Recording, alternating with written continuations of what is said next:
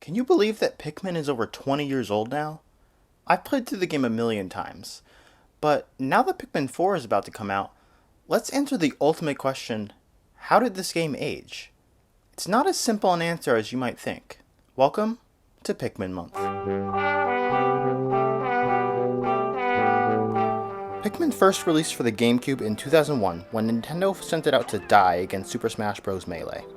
I think it's weird that Nintendo would release a new IP the same day that one of their most popular games got a sequel, but then again, it's Nintendo after all. 8 years later in 2009, Nintendo had begun releasing their new Play Control line of games, which were essentially re-releases of GameCube games with new features built just for the Wii. Fun fact, in every other territory of the world, they got Pikmin 2 in 2009, but we didn't get it in the US until 2012. A 3-year wait for seemingly no real reason.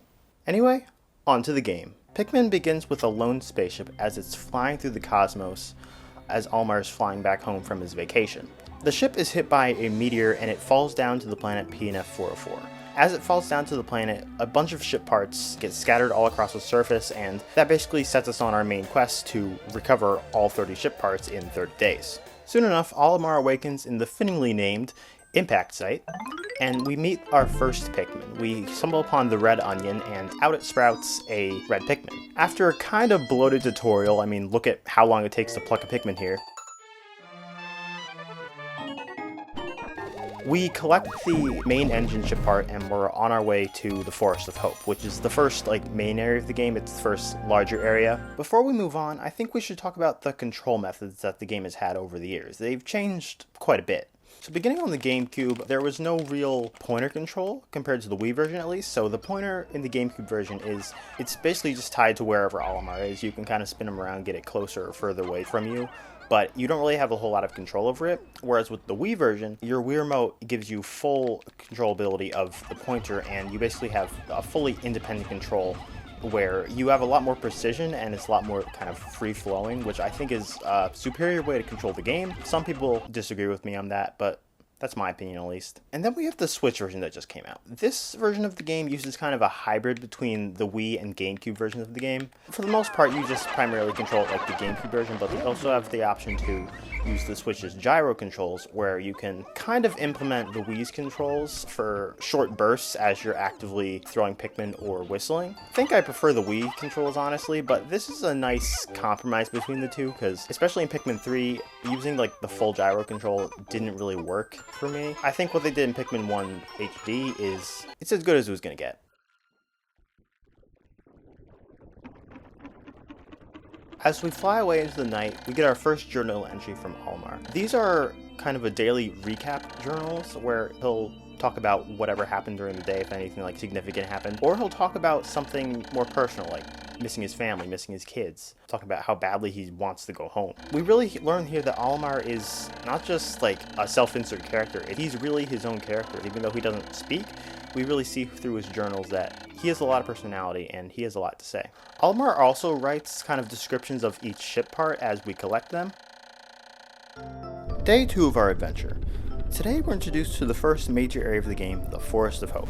We land in a small, closed-off section of the map blocked by 2 walls. After breaking down our first wall, we're introduced to a new use for our Pikmin: combat. We do battle against a dwarf Bulborb and a regular Bulborb. It's a good fight to get the hang of things. The combat also encourages you to utilize the game's 2 types of camera angles. The normal view is more isometric and is generally better for when you're just exploring the map and collecting ship parts, but for combat it's More often than not, I'll just use the normal camera angle for battle since they don't take that much time anyway, but we do still have a top-down view we can utilize for better accuracy. It can be a little tough to gauge where a Pikmin is going to land when using the isometric view. Take a look at me struggling to throw this Pikmin onto a bridge, for example. It really makes the top-down view all the more appealing when you need to use really specific throwing in certain circumstances. After this battle, we collect our second ship part, the Eternal Fuel Dynamo. After breaking down another wall, we find the yellow onion. Out from this onion sprouts a yellow Pikmin. And yellows are a little weird in this game. There's not really a clear purpose for them existing. Yellows can carry bomb rocks and be thrown higher than the other Pikmin, but that's about where their abilities end. The yellows in this game almost feel like a beta Pikmin, if you understand. The electricity hazard didn't exist until Pikmin 2, and bomb rocks were originally intended to be used by all Pikmin types, so that just leaves the extra height when thrown. I love all my Pikmin, but Yellows just feel like padding in this game. So bomb rocks. With these we can break down the other wall by our ship, and a bunch of other walls in the area. Breaking down the walls gives us access to more ship parts and enemies to discover. Nearby we see our first shear grubs, which are some of the most annoying enemies in the series. Shear grubs come in 3 varieties: female shear grubs, male shear grubs, and shear wigs. Female shear grubs are chill like that. They don't attack Olimar or the Pikmin and are mainly just a distraction to the player. On the other hand, male shear grubs and the shear wigs will attack you and eat your Pikmin. In addition, shear wigs can fly. Yep, they fly now. If we continue exploring this area, we can find up to 8 ship parts. These include the aforementioned Eternal Fuel Dynamo, as well as the Whimsical Radar, the Extraordinary Bolt, the Nova Blaster, Shock Absorber, Radiation Canopy, Geiger Counter, and Sagittarius. Technically, you can collect all of these parts on your first visit to the Forest of Hope if you really know your way around the area. However, it's best to just get the minimum and move on to the next area. So after collecting 5 ship parts total, we upgrade the SS Dolphin and are now able to reach the second main area of the game, the Forest Naval. This game really likes forests, huh? From the moment you arrive, it's clear that the Forest Naval is quite different from the Forest of Hope. It has a much darker aesthetic overall, and it's not completely explained where the Forest Naval is. There is the Manhole Theory YouTube video that I love, that suggests that it's a manhole in the Valley of Repose, which is an area we see in Pikmin 2, but there's nothing really concrete about this area. Compared to the Forest of Hope, which is relatively level ground with little jumps in elevation, the Forest Naval has much more verticality. The landing site is at the highest point of elevation, which forces us to descend deeper into the forest. Much of this area revolves around you creating shortcuts for the Pikmin to carry items back to base. The initial path is long and winding, but it can be drastically cut down by breaking down the many walls and building the bridges surrounding your base. While these shortcuts do come in handy, in my experience I find them too tedious to bother creating. I'd rather collect ship parts as fast as possible than spend my time building the shortcuts.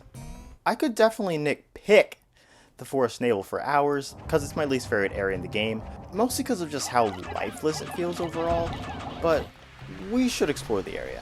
While descending down, we come across the third and final onion, the Blue Onion. Unlike the yellow Pikmin, blues are actually quite useful in this game. Blues can survive water and even act as lifeguards for the Pikmin are drowning. This area has many ship parts specifically designed around using all 3 Pikmin types to collect them. Nearby the Blue Onion is the Libra, which is the kind of sister part to the Sagittarius. This path leading up to it is filled with fire geysers, and to get the part you need blues to activate the water geyser and yellows to reach the part on the ledge. There's a lot of glitches for this part as well. Every day I encounter like a new Libra glitch. They're all over Twitter now, especially that Pikmin is now on Switch. The Libra is just a strange part to collect because something goes wrong almost every time. While I do enjoy the puzzles like this one for the most part, they can get pretty annoying later on with very little room for error. Speaking of annoying things, this area also introduces us to what is the bane of my existence, Wollywogs, or Wollyhops if you're speaking in 2023. Wollywogs are essentially Pikmin's equivalent of frogs, except that instead of being adorable, Wollywogs are true pests. They jump in the air and crush your Pikmin with the force of 1,000 tons. Compared to the yellow Wollywogs we'll encounter later on in the distant spring, the white variants found in the Forest Naval are far more aggressive and will stop at nothing to kill all Pikmin. Luckily, they are only found in the pond area where the anti-dioxin filter is, which is both a pro and a con. Since I'm pretty reckless in most of my playthroughs, I usually don't bother fighting the Wollywogs while collecting this treasure, and instead just try to outspeed them by loading it up with blues. It usually works, but it's a pretty stressful task since they do not stop following you. Does this qualify as harassment? 7 more ship parts later, that brings our total to 12. Here's the list of all ship parts available in the Forest Naval.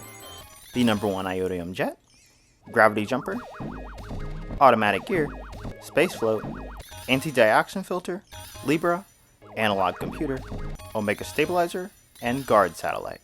To the Distant Spring we go.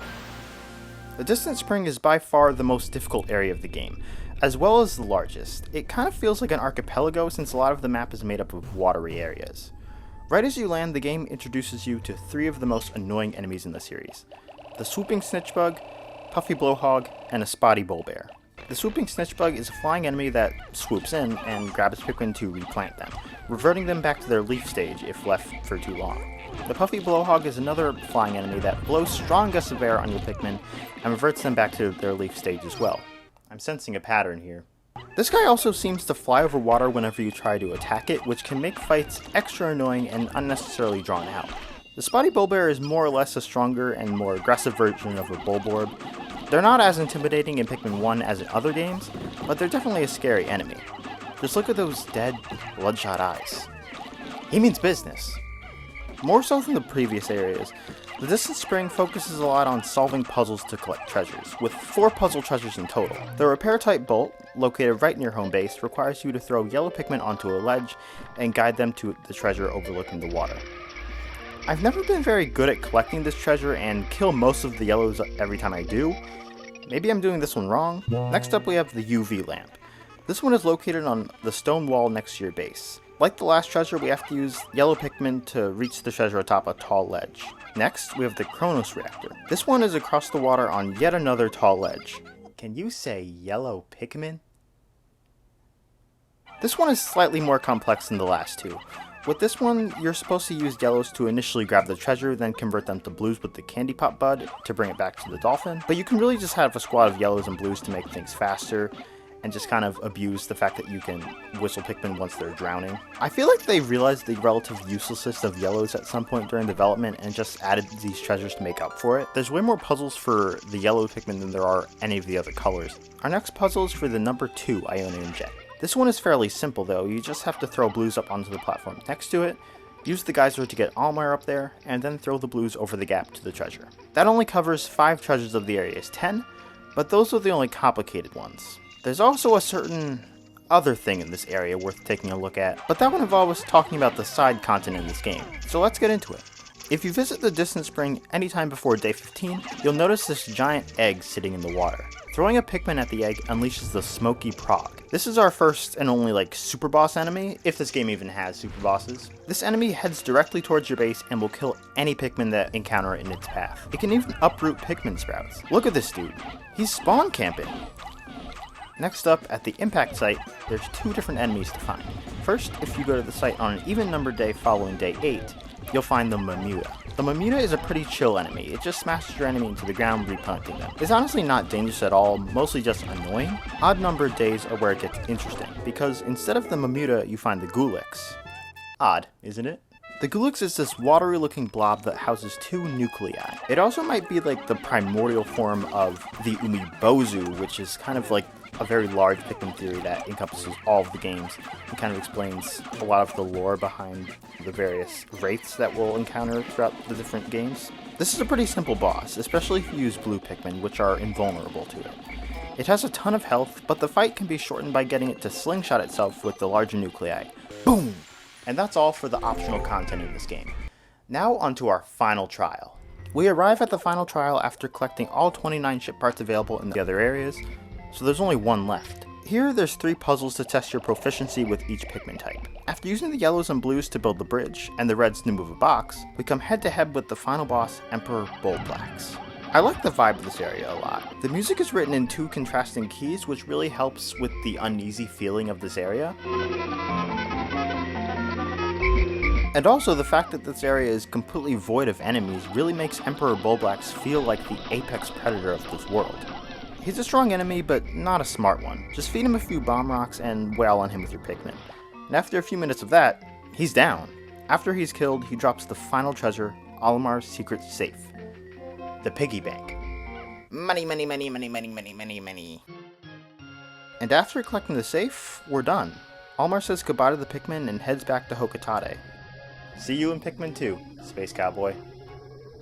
After the credits roll, we get a real video explaining each enemy we encountered across our adventure. Kind of a precursor to the Picklepedia. Pikmin is an excellent game and a great introduction to the series. If you haven't played it already, I highly encourage you to, especially now since it's available in HD on Switch, which really does a lot for the game, honestly. So go check it out if you can. But before that, make sure you like and subscribe to my channel. Priorities, people. With that, I hope you enjoyed this video, and I'll be back soon enough talking about more Pikmin. Until then, I'll catch you later.